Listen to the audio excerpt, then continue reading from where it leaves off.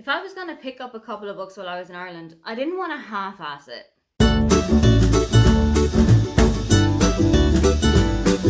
Hi, welcome, come on in. My name is Aoife and today I am taking you through the pile of books that came back with me after a short week-long break to go and visit my family. When I'm back in Ireland, it is a huge opportunity for me to go book shopping because every single book that I'm going to pick up is going to be in English.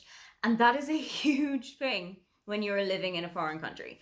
A lot of the books that I pick up here are a little bit more expensive because English isn't the main language in Germany. So when I am back at home, it gives me a bit of a chance to give my book shopping a little bit of a boost, but give my wallet a little bit of a break too.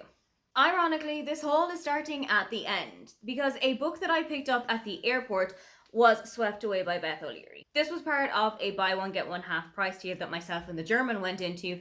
He picked up a new Jack Reacher book and I went off with Beth O'Leary's new book. This is following Lexi and Zeke. They head back to Lexi's houseboat for a one-night stand after picking each other up at a bar, but the boat has become untethered during the night and now the two of them find themselves adrift in the North Sea. I love the concept of this book. I've always had a really weird fascination with houseboats ever since I watched Rosie and Jim when I was younger.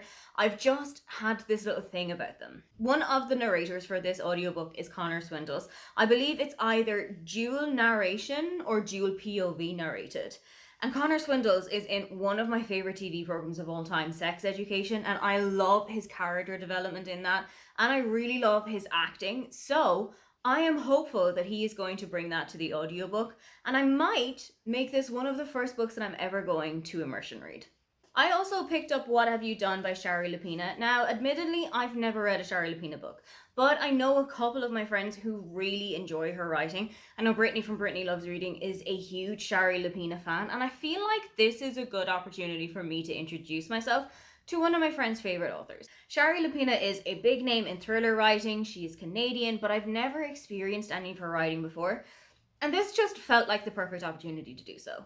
I also got a copy of The Secret Life of Leinster House by Gavin Riley. Gavin Riley is a TV and radio journalist back in Ireland, and he is the political editor for News Talk and for Virgin Media. And with the political system as it is in the moment, and with the political world as it is in Ireland, there's a whole lot that I wanted to kind of deep dive a little bit more into. And that is where this book comes in.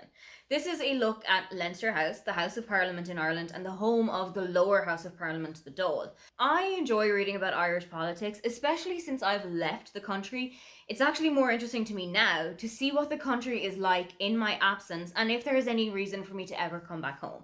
That's never been a thing that's come up so far, but I feel like reading The Secret Life of Leinster House is going to give a little bit of a deeper understanding of Irish politics. It's going to show us what life is like behind closed doors from somebody who gets an almost unfeathered access to the house. I also picked up a copy of a book that I have read. It is the sequel to a book that I've really enjoyed, and for years, a physical copy of this taunted me. I could never find it anywhere until I went back to Ireland, went into TK Maxx, and found a copy of The Intimacy Experiment by Rosie Dannon. This is about Naomi, who has worked in the adult entertainment industry and is now setting up a kind of a seminar to show people how to be more proud of their bodies, more self-loving, and to give them a little bit of a boost when they're going out into the dating world. Somebody that she is talking to is Ethan, who is a rabbi in the local synagogue, and he has never really been so positive about himself, but going to some of Naomi's seminars has really opened up another world for him. This is a follow-up to The Roommate, which is one of my favorite steamy romance books, and I cannot wait to get this one reread. Next up is two books with a very similar idea at their core. First one up is Gaeilge I Mochree by Molly Niclera.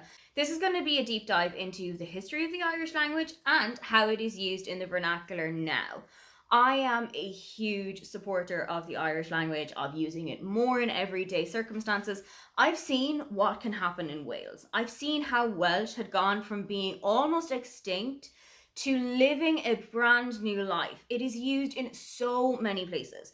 And if this book helps to start a revolution where we hear Irish a little bit more in everyday circumstances, I am all for it. I also picked up a copy of 32 Words for Field by Manchán Mangan. This is going to be more of a deep dive into Irish as it was usually used, how it forms place names, how it forms people's names, And it is going to be a little bit more about the revival of the Irish language coming up into the early 2000s, and I am so interested in this as a topic. This is one that I picked up in a kind of a bargain shelf in Eason's in Cork City, and I was so drawn into this one. I've heard a couple of people talk about how this one has particularly inspired a love of the Irish language for them, and I am so hopeful that this is going to get me back into the swing of actually speaking Irish now and then. I also got a copy of The Locked Door by Frida McFadden. I have tentatively started my Frida McFadden journey this year with The Boyfriend, which I really enjoyed. I've also got my sights set on The Housemaid in the next couple of months, but because The Locked Door sounds a little bit more eerie and a little bit more atmospheric, I think this might be the perfect read for kind of September, October. When things are starting to get a little bit darker, when the atmosphere is starting to get a little bit eerier, I feel like a locked door mystery is going to be perfect. It follows Nora, whose father was a successful surgeon, and while she was upstairs doing her homework, she never knew that deep in the basement, her father was carrying out horrific murders.